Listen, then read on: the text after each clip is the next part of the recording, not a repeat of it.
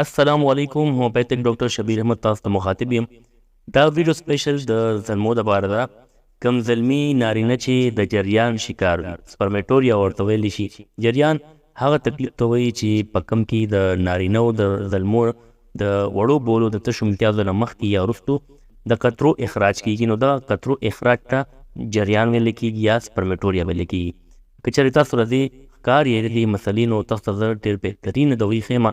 انشاءالله دا چې استعمال کړئ د جریان مسله مکمل طور باندې الله په فضل باندې ختمه شي. خو د هغې نه مخکې کوشش کوئ چې که تاسو قبض وي، خېټه مو سخته وي، حاجت مو په سختۍ سره کېږي، نو هغې لپاره تاسو سم میډیسن څه ټوټکه استعمال کړئ چې خېټه مو نارمل وي. ځکه چې چا خېټه سخته وي نو د هغه به خامخا جریان مسله راپېښېدلی شي. بلکې چېرې ستاسو ذهن نیګیټیو خیالات وي، ډېر داسې ویډیوګانې ګورئ چې هغې ته ستاسو خواهش راوچتېږي، نو هغه مه ګورئ. ذهن صفا سوتره ساتئ.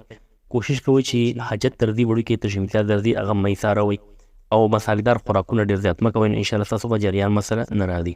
د دې لپاره ډېره بهترین هربل یو دوايي د هغه راځي جرنایټ په نوم باندې. دا همدرد هربل کمپني د هغې راځي جرنایټ، او یو ډېره مثال دوايي ده.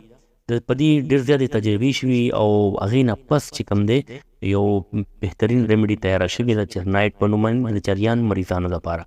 که چېرې تاسو د تشو امتیازو نه مخکې قطرې راځي، وروستو راځي، لږ شان زور ولګوئ او قطرې خارجې شي، یا تشو امتیازو ډېر زیات سوځي، یا ستاسو خواهش چې کوم دی ډېر زر اوچتېږي، یا معمولي غوندې ستاسو نفس چې کوم دی کپړې سره مو لګي، معمولي رګړ سره هم ستاسو قطرې خارجېږي، نو دا دوایي سپیشل تاسو لپاره ده.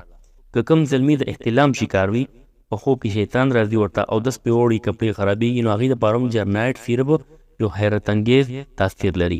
جرنایټ چې کوم دی دا د اعضای تناسل د نفس چې کوم دی د نارینهو هغې هغه ذکاوت حس ختموي، نارمل حالت ته راولي، د تشو امتیازو سوځې ختموي، جریان ختموي، احتلام مکمل ختموي.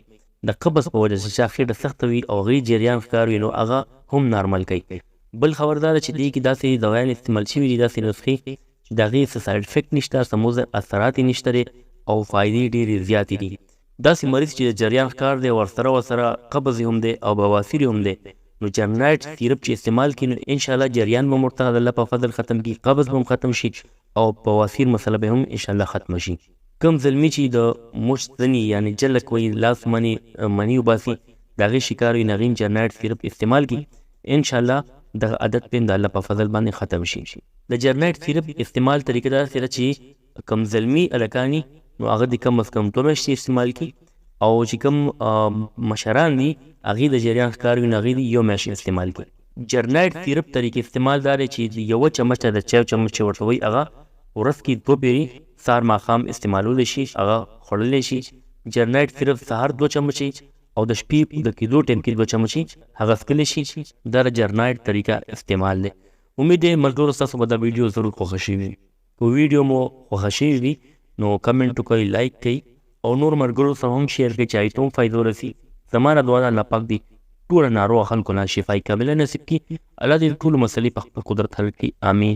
الله حافظ.